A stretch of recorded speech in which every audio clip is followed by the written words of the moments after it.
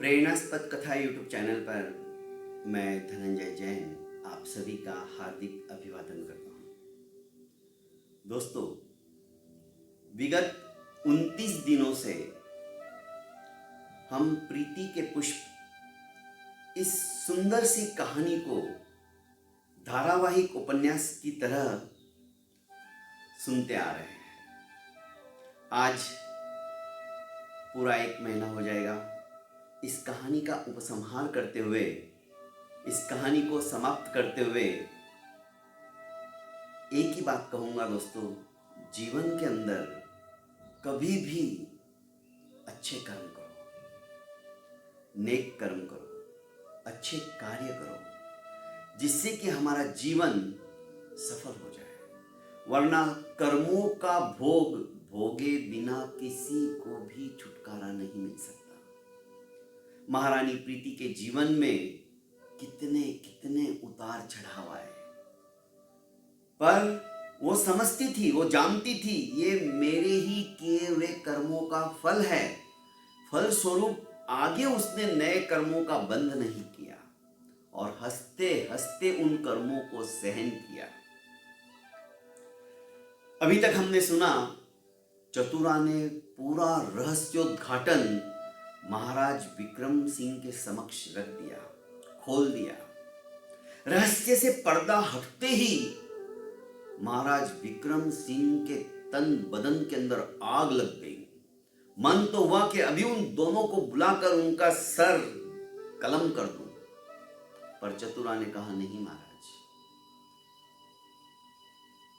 महारानी प्रीति को बहुत दुख होगा, उनकी जैसी वो नहीं है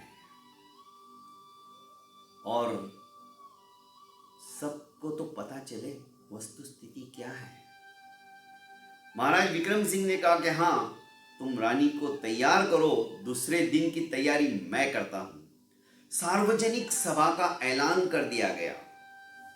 शारदा दत्त और विद्यासागर अर्थात राजपुरोहित और मंत्री को विशेष आदेश दिया कि सुविशाल मंडप बनाया जाए, जिसके अंदर नगर के समस्त प्रतिष्ठित लोग, समस्त पदाधिकारी लोग उपस्थित हो, श्रेष्ठी लोग उपस्थित हो, ताकि एक विशेष व्यक्ति का सम्मान हमें करना है, वे लोग भी जान जाए कि वो विशेष व्यक्ति कौन है।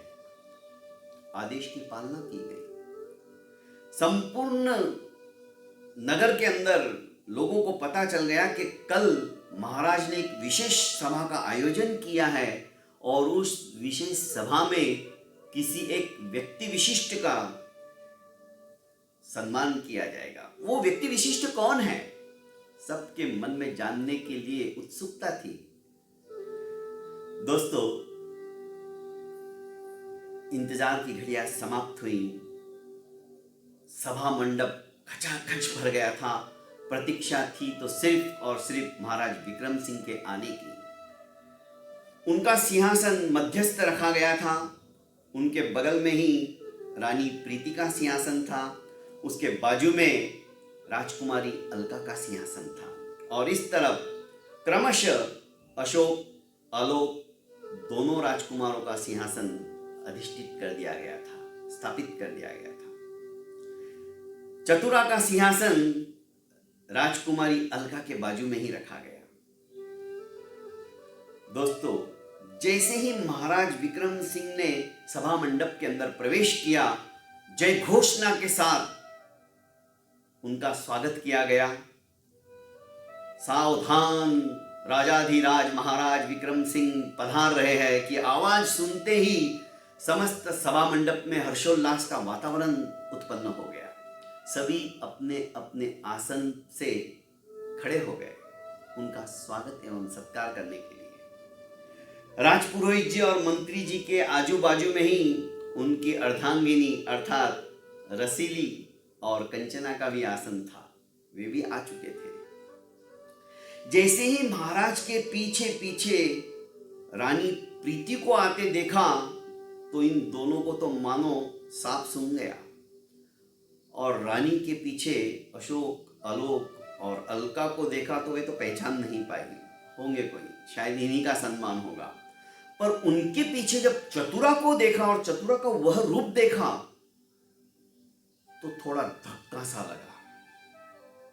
खैर, सभी अपने अपने आसनों पर आसनस्थ होते ही महाराज विक्रम सिंह ने सबको अपने अपने आसन पर अधिष्ठित होने का निर्देश दिया, इशारा किया।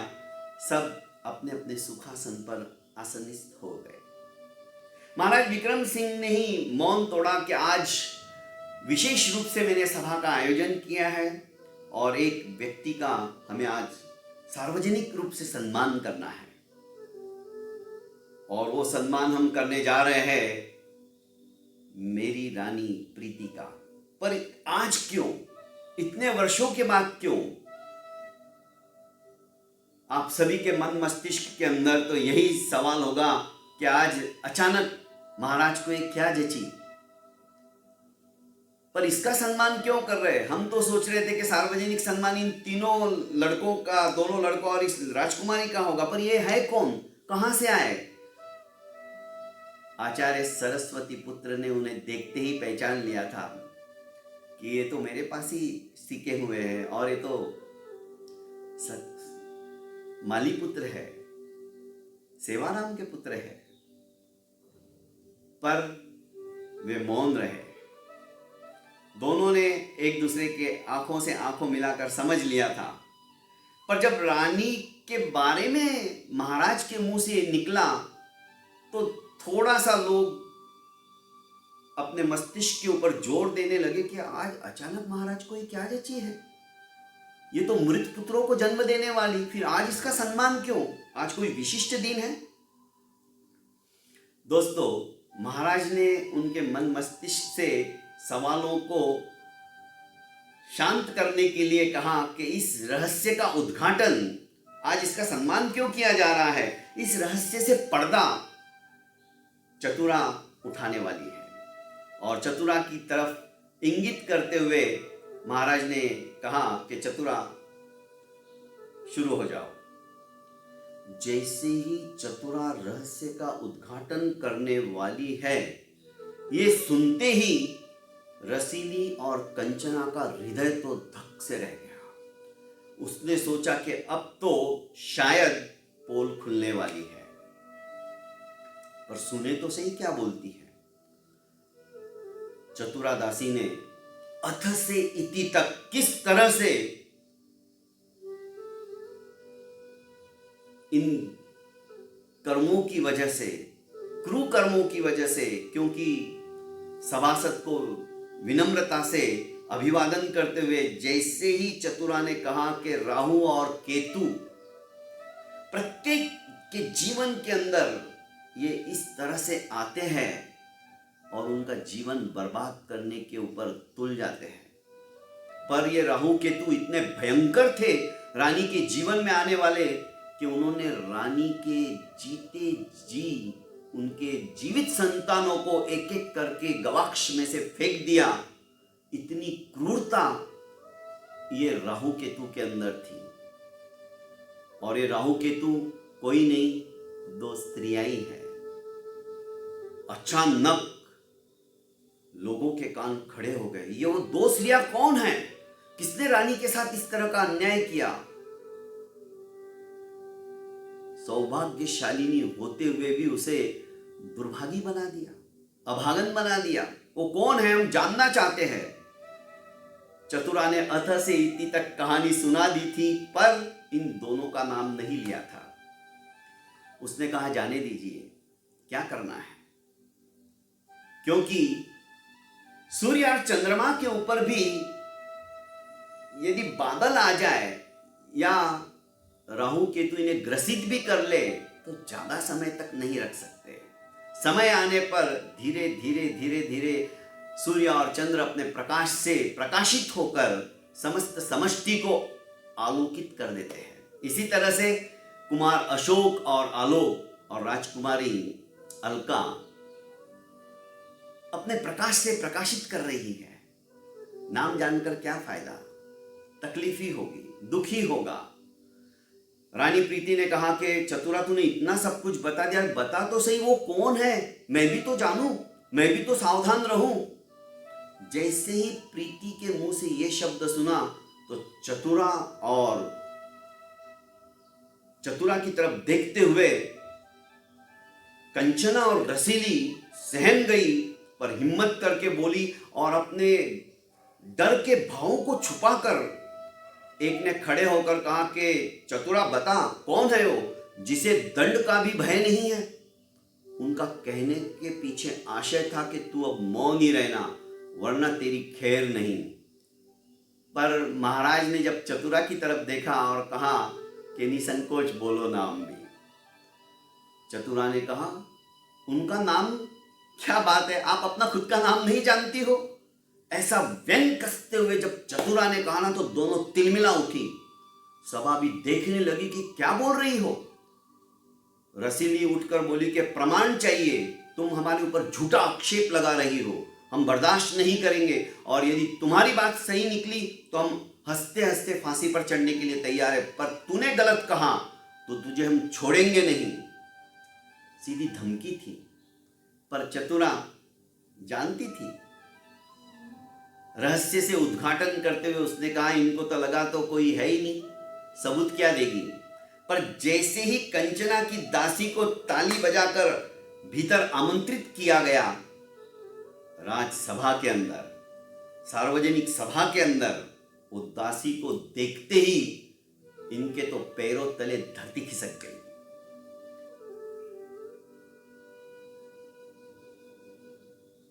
रानी प्रीति को विश्वास ही नहीं हो रहा था।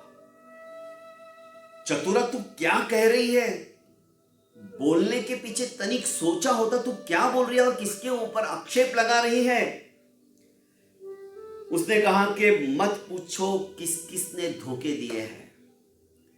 रानी से कहती है किसी शायर के ही अंदाज में, मत पूछो कि किस किसने धोखे दिए हैं, वरना अपनों के चेहरे उतर जाएंगे। और सचमुच में इनके चेहरे उतर चुके थे। फिर भी चतुरा ने कहा, अब जीता जागता प्रमाण, ये तो तुम्हारी ही दासी है। कंचना ये कोई राजघराने की दासी नहीं है, तुम्हारे यहां रहती है। उस दासी ने भी जब वस्तु स्थिति समस्त जनता के समक्ष रखी ना दोस्तों, जनता के अंदर आक्रोश सा पैदा हो गया। अब सोचा कि अब हमारी खैर नहीं। ये दोनों उठी, कंचना और रसीली, और भागते हुए अपनी सहेली प्रीति के चरण पकड़ लिए और रोने लगी।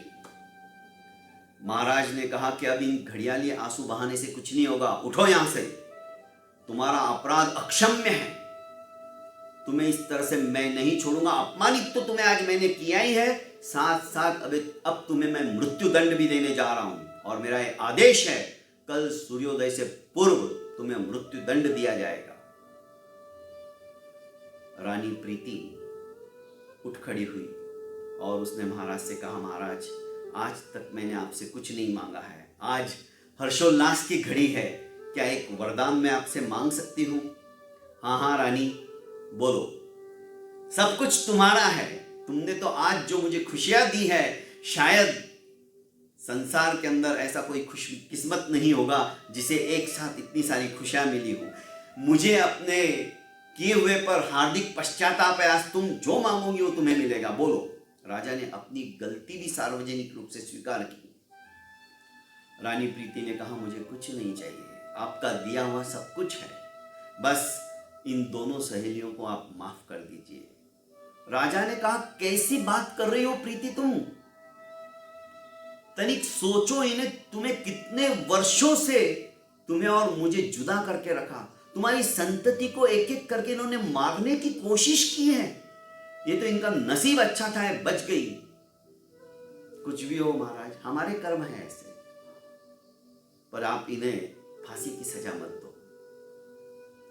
महाराज ने अपना वचन, जो आदेश दे दिया था और इसे वचन दिया था प्रीति को कि मैं तुम जो मांगोगे दूंगा, आखिर महाराज को उनको फांसी की रजा से मुक्त करना पड़ा, सजा से मुक्त करना पड़ा।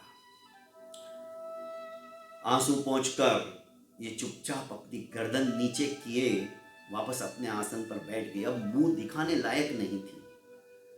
इधर शारदा दत्त और विद्यासागर ने कहा कि महाराज, आप हमारे अभिन्न मित्र हो। आपने इतने वर्ष इनकी वजह से, इनके दुष्कर्मों की वजह से रानी प्रीति से मुंह मोड़ लिया था। बच्चों का सुख, बाल्य सुख क्या होता है आपने नहीं देखा। आज से हम प्रतिज्ञा करते हैं, आजीवन ब्रह्मचर्य का पालन करेंगे, इनके शयन कक्ष में हम कभी नहीं जाएंगे। दोस्तों, फूट फूट कर रोने लगी। कर्म ही ऐसे होते हैं। इधर चतुरा ने कहा कि महाराज, एक विनंती और है। जब राजकुमार अशोक सदाबहार प्रत्येक ऋतु के अंदर फल फूलने वाले ऐसे बीजों को लेने के लिए प्रदेश गए थे, तो देवपुर के नरेश ने इन्हें राजकुमार समझकर संदेह की वशीभूत होकर बंदी बना लिया था, क्योंकि वो मानने को तैयार नहीं थे कि ये माली पुत्र है। उनकी एक कन्या है और आचार्य मैत्रेय, जो कि आचार्य सरस्वती पुत्र के गुरु भ्राता है, वे उन्होंने इनको छुड़वाया था, क्योंकि अलका फिर गई थी। सारी स्थिति वैसे चतुरा सुना चुकी थी। तो मेरी हार्दिक इच्छा है कि उनको भी ससम्मान यहाँ पर बुलाया जाए, आदेश दिया जाए, द्रुतगामी घोड़ों अश्वारोही को भेजा जाए और 2-3 दिन में जब भी वे आते हैं उनका भी सम्मान किया जाए। और महाराज की इच्छा थी देवपुर नरेश की कि आपके ज्येष्ठ पुत्र अशोक से उनकी पुत्री का विवाह संपन्न हो। तत्काल चतुरा की बात का विचार कर महाराज ने द्रुतगामी संदेहवाहक वहां पर भेज दिया और आचार्य मैत्रेय को भी बुलवा लिया गया। 2-3 दिन बाद वे भी आ गए। आचार्य सरस्वती पुत्र का विशेष रूप से सत्कार किया गया एक दिन, और उन्हें भरपूर अश्व, गाय, स्वर्ण मुद्राएं देकर उनका सम्मान किया गया और कहा कि तुम जानते भी नहीं थे कि ये मेरे पुत्र है, फिर भी माली पुत्र समझकर भी आपने जो उचित शिक्षा दीक्षा देकर इनका सर्वांगीण विकास किया है, मैं आपका एहसान कदापि नहीं भूल पाऊंगा।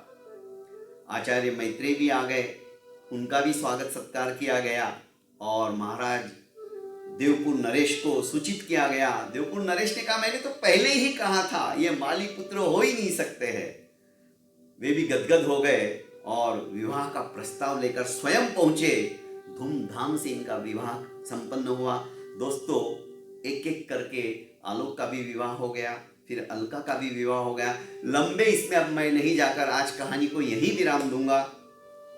चतुरा को दासी से मुक्त कर दिया गया और प्रीति ने उसे अपनी सगी बहन से भी ज्यादा समझ लिया और अपने ही बाजू का कक्ष चतुरा को दे दिया गया। अब ये दोनों भी आती और इन दोनों के मन से जो उन्होंने कुकर्म किया था, गलत काम किया था, अनिष्ट किया था, फिर भी रानी प्रीति ने अपने इन तीनों पुष्पों को देखकर, सचमुच में प्रीति के पुष्प अपनी सुवास से, अपनी सुगंध से संपूर्ण नगरी को सुवासित कर रहे थे। वो खुश थी। उन्होंने हंसते हंसते उसे माफ तो कर दिया और साथ साथ ये विश्वास दिलाया, तुम भी अपने दिमाग से बात निकाल दो, तुम मेरी जैसे पहली सहेली थी आज भी वैसी ही हो, मैं तो वैसी ही मानती हूँ, पर आगे से कभी भी किसी के बारे में करना तो दूर, ऐसे विचार भी अपने मन मस्तिष्क के अंदर उद्भूत मत होने देना, आने मत देना, तभी जाकर हमारा जीवन सफल हो सकता है। दोस्तों, कहानी से बहुत कुछ प्रेरणा हमें मिली है। जीवन के अंदर जीवन को समुत्कर्ष बनाने के लिए हमें क्या क्या प्रयास करना चाहिए, घर परिवार के अंदर किस तरह से रहना चाहिए। अब राजा होते हुए भी क्या अपने कर्तव्य का वे पालन कर पाए? नहीं कर पाए। यदि कर्तव्य को समझते तो शायद इतने वर्षों तक रानी से दूर नहीं रह पाते। दोस्तों, प्रत्येक व्यक्ति यदि अपने जीवन में कर्तव्य को समझकर आचरण करना शुरू कर देना तो शायद संघर्ष समाप्त हो जाए। बहुत बहुत धन्यवाद दोस्तों।